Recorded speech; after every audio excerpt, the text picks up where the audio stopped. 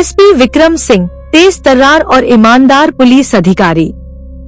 दरोगा रघुवंशी भ्रष्ट थानेदार जो अपराधियों से मिला हुआ है।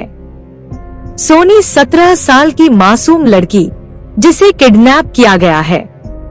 बबलू गैंग अपराधी गिरोह जो लड़कियों की तस्करी करता है।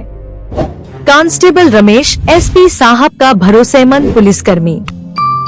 सोनी की मां गंगा देवी एक गरीब महिला जो अपनी बेटी के लिए इंसाफ चाहती है। गांव के एक कोने में बने छोटे से झोपड़े में गंगा देवी अपनी बेटी सोनी के लिए रो रही थी। रात को सोनी सिलाई का काम करके घर लौट रही थी, लेकिन रास्ते में ही गायब हो गई। कुछ लोगों ने बताया कि आखिरी बार उसे बबलू और उसके आदमियों के साथ देखा गया था। गंगा देवी सीधे थाने पहुंची और अपनी फरियाद लेकर दरोगा रघुवंशी के सामने जा खड़ी हुई। गंगा देवी गिड़गिड़ाते हुए, साहब मेरी सोनी को बबलू उठा ले गया, प्लीज मेरी मदद करिए। दरोगा रघुवंशी ने ऊपर से नीचे तक उसे देखा और फिर ऊंची आवाज में चिल्लाया, तेरी लड़की भाग गई होगी किसी के साथ, बेवजह पुलिस को परेशान मत कर। गंगा देवी फूट फूट कर रोने लगी, लेकिन दरोगा ने उसे धक्के मारकर बाहर निकाल दिया।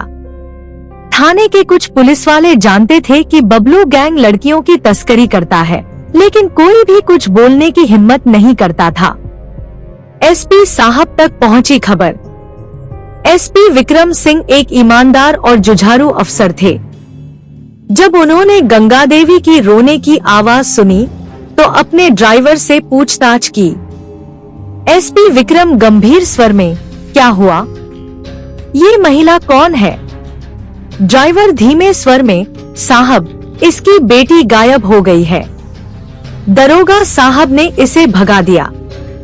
एसपी विक्रम को अंदाजा हो गया कि कुछ गड़बड़ है। उन्होंने अपनी टीम से कहा, अगर पुलिस ही अपराधियों से मिली हो तो जनता को इंसाफ कौन देगा? एसपी साहब ने फैसला कर लिया कि वो खुद इस केस की जांच करेंगे, लेकिन एक गरीब आदमी बनकर। एसपी साहब का भेष बदलना। रात में एसपी विक्रम ने अपना प्लान तैयार किया। उन्होंने कुर्ता, लुंगी और एक पुराना गमछा पहना, अपने चेहरे पर मिट्टी लगाई, बालों में तेल डाला और हाथ में एक लाठी पकड़ ली। अब वो बिल्कुल एक गरीब किसान की तरह दिख रहे थे। उनके भरोसेमंद कांस्टेबल रमेश को भी भिखारी के भेष में तैयार किया गया। एसपी विक्रम मुस्कुराते हुए, अब देखते हैं हमारी पुलिस कितनी ईमानदार है। थाने में एंट्री दरोगा का असली चेहरा। एसपी साहब और कांस्टेबल रमेश गरीब आदमी और भिखारी बनकर थाने पहुंचे। एसपी विक्रम गिड़गिड़ाते हुए, साहब मेरी बेटी को बबलू ने उठा लिया है, मेरी मदद कर दो। दरोगा रघुवंशी ने एक नजर एसपी साहब को देखा, फिर हंसते हुए बोला, बूढ़े ये थानेदारी तेरे जैसे गरीबों के लिए नहीं है, जा जहां से आया है वहीं चला जा। एसपी साहब ने जेब से एक पुराना पर्स निकाला और उसमें से 500 रुपए निकालकर दरोगा की ओर बढ़ा दिए।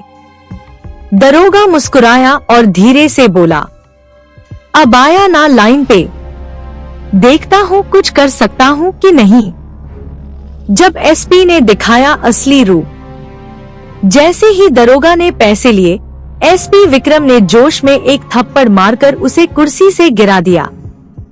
पूरा थाना हैरान रह गया। एसपी विक्रम गंभीर आवाज में, दरोगा रघुवंशी तू अब सस्पेंड हुआ। उन्होंने अपना कुर्ता झाड़कर असली पहचान उजागर कर दी। कांस्टेबल रमेश ने तुरंत वायरलेस पर टीम को बुला लिया। देखते ही देखते पुलिस की एक टुकड़ी बबलू के अड्डे पर छापा मारने निकल गई। बबलू के अड्डे पर पुलिस ने छापा मारा और सोनी सही सलामत मिल गई।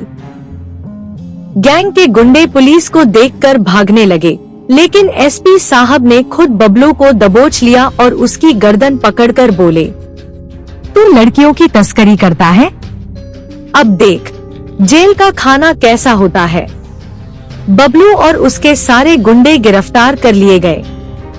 दरोगा रघुवंशी को भी हथकड़ी पहनाई गई और एसपी साहब ने उसे उसी मेज पर बैठाया जहां वह घूस लेता था।